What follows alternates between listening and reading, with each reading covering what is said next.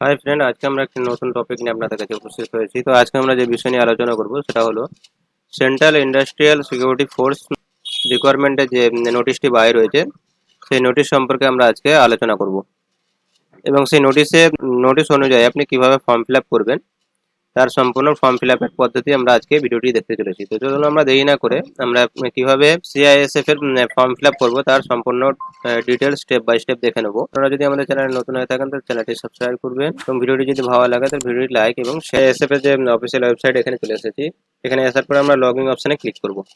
Log in অপশনে click করার পরে আপনাকে নিউ রেজিস্ট্রেশন করতে হবে। তো নিউ রেজিস্ট্রেশন করার পর আপনি এখানে আপনার নাম দিয়ে দেবেন।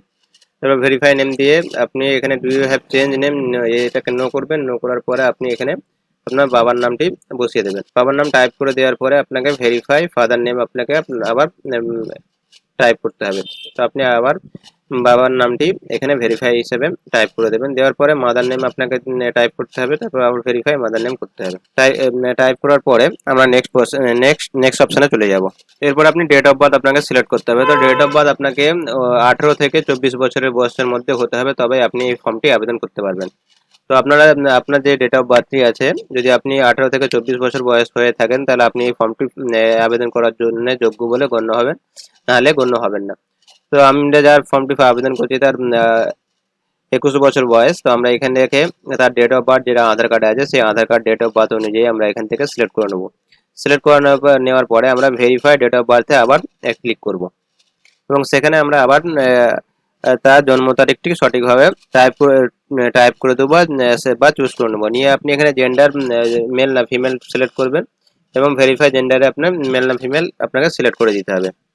সিলেক্ট করার পরে আপনাকে এখানে ক্যাপচার কোড দিয়ে দেওয়ার পরে সাবমিট অপশনে ক্লিক করবেন। তো আমরা এখানে সঠিকভাবে ক্যাপচার কোডটি টাইপ করে দিচ্ছি। টাইপ করে দেওয়ার পরে আমরা সাবমিট অপশনে ক্লিক করব। সাবমিট অপশনে ক্লিক করলে দেখুন আপনার এখানে পার্সোনাল ডিটেলস ফর্মটা দেখাচ্ছে আপনি যেটা ফিল আপ করেছেন। এখানে আপনাকে মোবাইল নাম্বার দিতে হবে এবং ভেরিফাই মোবাইল নাম্বার আবার যে নাম্বারটা দিয়েছেন সেটা আপনাকে পুনরায় এখানে টাইপ করতে হবে। টাইপ করে দেওয়ার পরে আপনাকে পরের স্টেপে আপনি ইমেল আইডিটা আপনাকে যেটা ভ্যালিড ইমেল আইডি আছে, যেখানে আপনাকে ওটিপি, আপনার ইউজার আইডি এবং লগ ইন পাসওয়ার্ড দেওয়া হবে।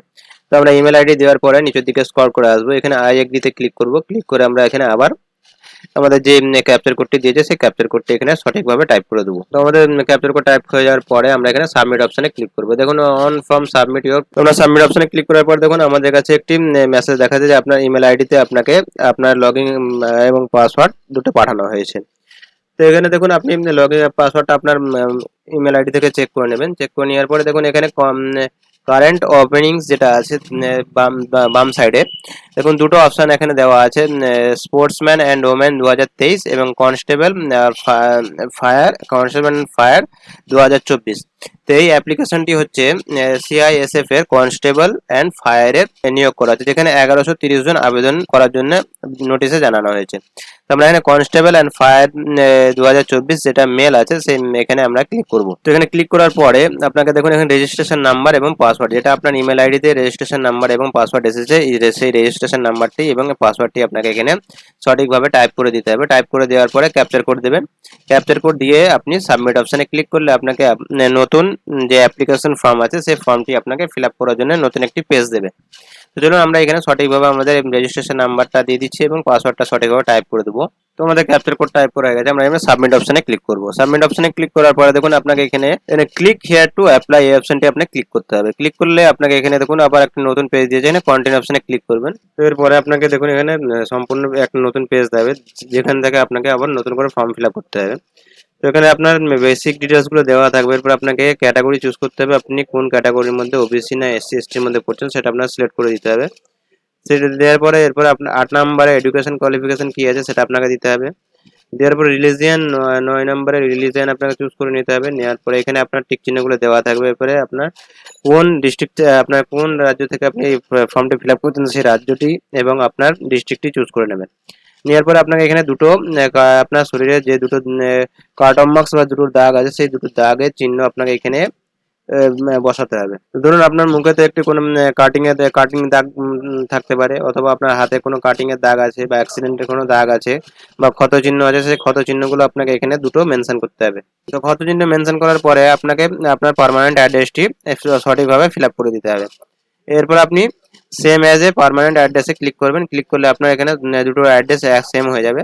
সেম হয়ে যাওয়ার পরে আপনাকে এখানে দেখুন 24 নম্বরে দেখুন একটি অপশন দেওয়া আছে। 24 নম্বরে যে অপশনটি দেওয়া আছে, date on which photograph has been taken. আপনাকে এখানে ডেট চুজ করতে হবে, আপনি কোন ডেটে আপনার ছবিটি, কোন ডেটের ছবিটি আপনি এখানে সাবমিট করছেন, সেই ডেটটি আপনি এখান থেকে চুজ করে নেবেন। চুজ করে নেওয়া হয়ে গেলে আপনি এবার আই এগ্রিতে ক্লিক করবেন। ক্লিক করে দেওয়ার পরে আপনি সাবমিট অপশনে ক্লিক করবেন। তো আমরা এখানে আজকের ডেটটা আমরা এখানে সিলেক্ট করে নেবো। এখানে আমরা আজকের ডেট সিলেক্ট করে নিয়েছি, বাকি আমরা এখানে যে টিক চিহ্নগুলো দেওয়া আছে সবগুলো সেম থাকবে।